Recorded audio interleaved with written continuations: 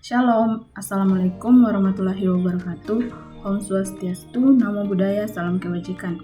Perkenalkan, nama saya Agustin Tandemanik dengan NIM 224611069 dari kelas D3 dengan mata kuliah pengantar kecerdasan buatan dan dosen pengampu Bapak Nugra Tasikalo Eskom Enkom. Pada video ini saya akan menjelaskan cara kerja kecerdasan buatan dan metrik performa AI.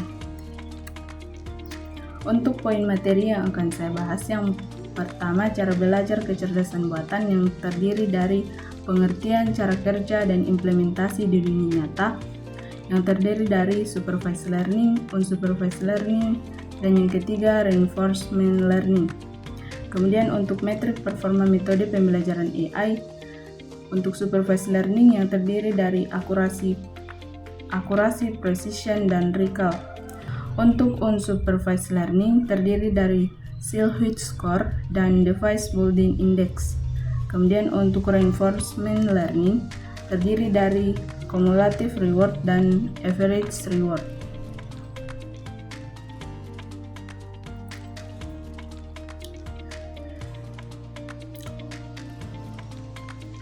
Cara belajar kecerdasan buatan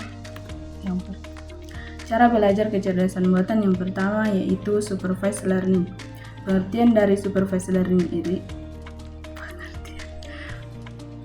cara belajar kecerdasan buatan yang pertama yaitu supervised learning. Supervised learning ini adalah metode pembelajaran kecerdasan buatan yang menggunakan data yang sudah diberi label. Dengan adanya label tersebut, model dapat mempelajari hubungan antar data, masukan, dan hasil yang benar sehingga dapat mengetahui apakah prediksinya sudah sesuai atau belum. Kemudian untuk cara kerjanya, model AI ini mempelajari data yang telah memiliki label untuk mengenali pola tertentu. Setelah proses pembelajaran selesai, model AI dapat digunakan untuk memprediksi data baru berdasarkan pola yang sudah dipelajari. Contoh kerjanya pada gambar ini, AI diberikan data latih yang diberikan label, contohnya wortel, tomat, dan paprika. Kemudian data latih ini dimasukkan ke dalam model pelatihan dan AI mempelajari data tersebut. Lalu diberikan data uji, kemudian AI ini memprediksi data baru tersebut. Lalu menampilkan hasilnya sesuai dengan data yang telah dipelajari sebelumnya. Selanjutnya, contoh implementasi supervised learning dalam kehidupan sehari-hari. Contohnya, sistem menyaring spam pada email yang menggunakan data pesan sebelumnya untuk membedakan antara email penting dan email spam. Selain itu, supervised learning juga digunakan untuk fitur pengenalan wajah di ponsel untuk membuka kunci perangkat dan juga aplikasi prediksi harga serta perkiraan harga rumah atau kendaraan berdasarkan data sebelumnya yang sudah diberikan.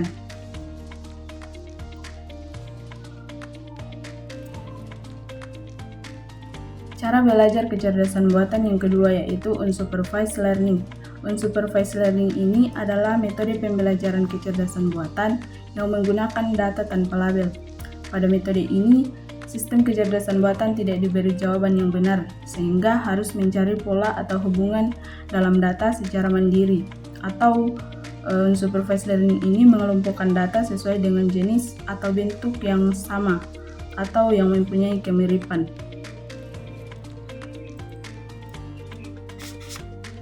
Selanjutnya, cara kerja unsupervised learning, yaitu menganalisis kemiripan antar data, kemudian mengelompokkan data yang memiliki karakteristik serupa ke dalam satu kelompok. Proses ini membantu sistem menemukan pola yang tersembunyi di dalam data. Contoh cara kerjanya, pada gambar ini, AI dikasih data tanpa label atau data mentah, tanpa diberitahu ini contohnya nama buah apa. Kemudian AI menganalisis data dengan melihat kemiripan warna atau ukuran. Lalu sistem mencari pola secara otomatis tanpa bantuan manusia. Setelah itu data yang memiliki kemiripan akan dikelompokkan seperti kelompok 1, kelompok 2, kelompok 3. Intinya, unsupervised learning ini mengelompokkan data tanpa label berdasarkan kemiripan.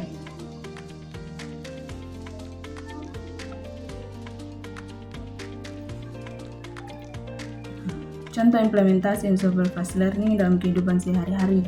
Yang pertama, pengelompokan foto di galeri.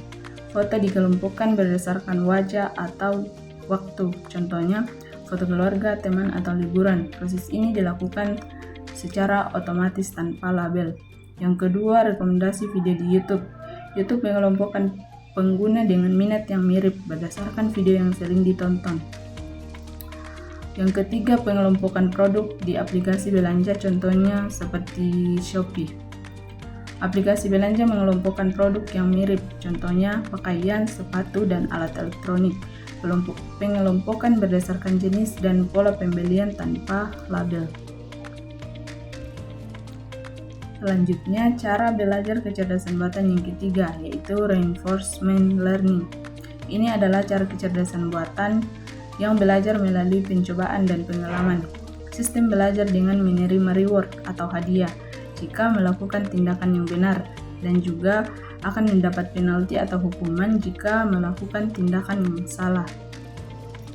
Selanjutnya, cara kerja reinforcement learning ini adalah sistem mencoba melakukan suatu tindakan dalam kondisi tertentu. Setiap tindakan yang dilakukan akan menghasilkan umpan balik berupa reward atau hadiah jika tindakan tersebut benar, dan juga akan mendapat penalti jika tindakan tersebut salah. Berdasarkan umpan balik ini, sistem belajar untuk mengetahui tindakan mana yang sebaiknya dilakukan dan mana yang harus dihindari.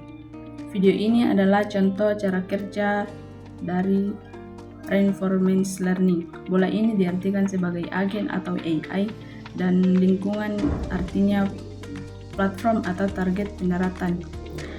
AI harus belajar kapan harus melompat agar bisa mendarat pada platform tujuan.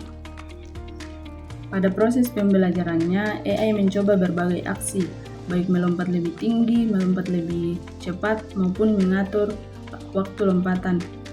Setiap pencobaan menghasilkan reward positif jika berhasil mendarat atau mendapat poin, dan begitu juga sebaliknya, mendapat reward negatif jika bola ini atau AI ini jatuh. Dari sini, AI mengingat aksi mana yang paling tepat untuk dilakukan.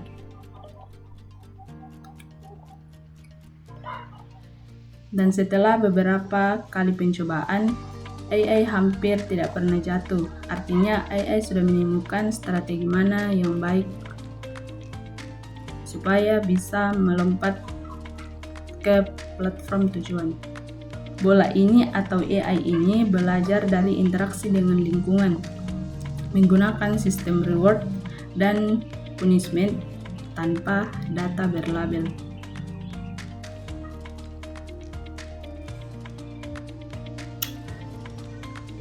Selanjutnya, contoh implementasi reinforcement learning dalam kehidupan sehari-hari. Contohnya rekomendasi konten di sosial media seperti YouTube, Instagram, maupun TikTok. Sistem mempelajari kebiasaan pengguna dari tindakan yang dilakukan, seperti menyukai, menonton video sampai selesai, atau melewati konten. Jika suatu konten sering ditonton atau disukai, sistem akan menganggapnya sebagai hasil yang baik dan akan menampilkan konten serupa yang lebih sering. Sebaliknya, jika konten sering diabaikan, sistem akan menguranginya.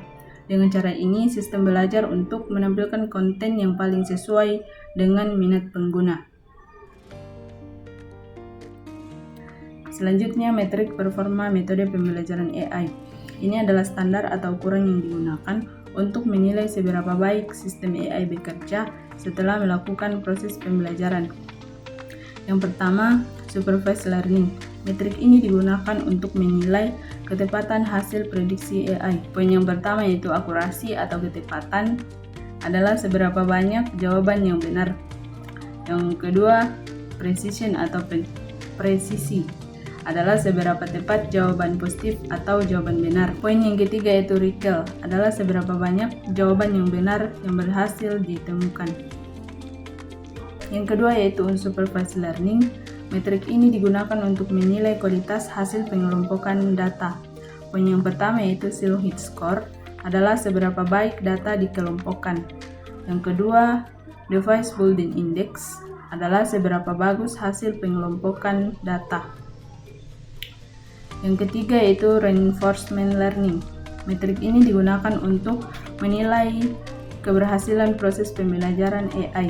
Yang ketiga yaitu reinforcement learning. Metrik ini digunakan untuk menilai keberhasilan proses pembelajaran AI. Poin yang pertama yaitu cumulative reward adalah total nilai yang diperoleh saat belajar. Yang kedua, average reward adalah nilai rata-rata yang diperoleh setiap kali belajar. Selanjutnya, kesimpulan dari materi ini adalah kecerdasan buatan dapat belajar dengan 3 cara, yaitu supervised learning, unsupervised learning, dan reinforcement learning. Ketiga metode ini membantu sistem AI memahami data, menemukan pola, dan mengambil keputusan. Untuk mengetahui keberhasilan pembelajaran digunakan metrik performa AI. Kecerdasan buatan juga banyak digunakan dalam kehidupan sehari-hari untuk mempermudah aktivitas manusia. Sekian penjelasan saya mengenai cara belajar kecerdasan buatan dan metrik performa AI. Semoga bermanfaat dan dapat dipahami dengan baik. Terima kasih.